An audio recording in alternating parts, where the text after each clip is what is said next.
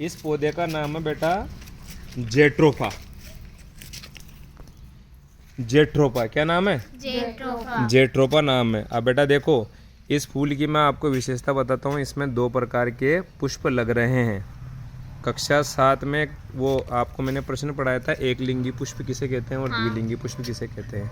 तो बेटा ऐसा पुष्प जिसमें या तो स्त्री केसर हो या दोनों में से कोई एक हो, दोनों नहीं हो, ऐसे पुष्प को क्या बोलेंगे?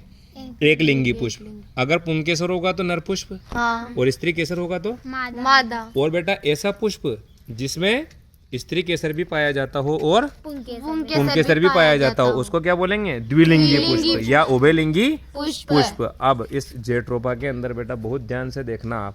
अब सबसे पहले ये फूल देखो आप बेटा, इसमें आपको 5 तो पंखुड़ियां दिख रही होगी, लेकिन बेटा आप मुझे इसके अंदर पुंकेसर बताओ।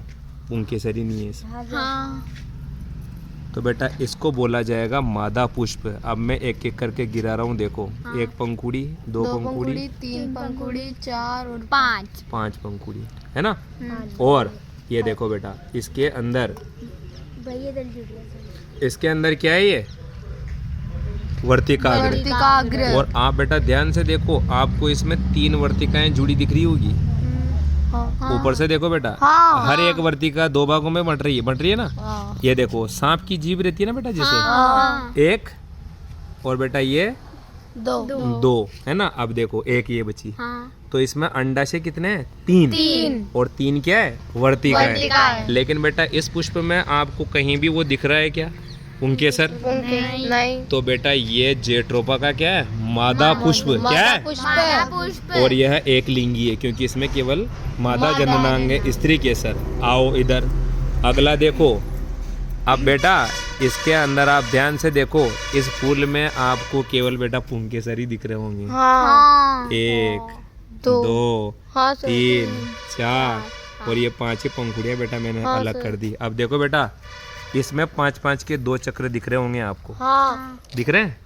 ये 5 पुंकेसर तो ऊपर और 5 टोटल पुंकेसर कितने हुए? 10।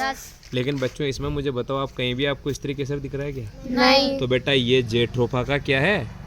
नर पुष्प। क्या है? नर पुष्प। और सबसे बड़ी बात तो बेटा आप ये देखो कि नर पुष्प भी इस पर है और मादा और पौधा बेटा एक ही है। हाँ सर। तो जब बेटा एक ही पौधे पर क्या एक ही पौधे पर नर पुष्प भी हो और मादा भी पुष्प भी हो, ऐसा पौधा क्या कहलाता है? उभयलिंगाश्रयी।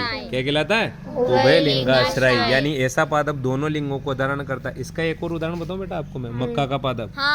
ऊपर तो नर पुष्प और वो भुट्टा में मादा पुष्प। अब फिर देखो ध्यान से देखो इधर, क्या है इसमें? ये नर पुष्प। इसमें केवल और केवल क्या दिख रहे हैं बेटा आपको? नर पुष्प। और इसमें कोई भी स्त्री केसर नहीं है। तो बेटा इसमें नर पुष्प और मादा पुष्प दोनों प्रकार के पुष्प पाए जाते हैं।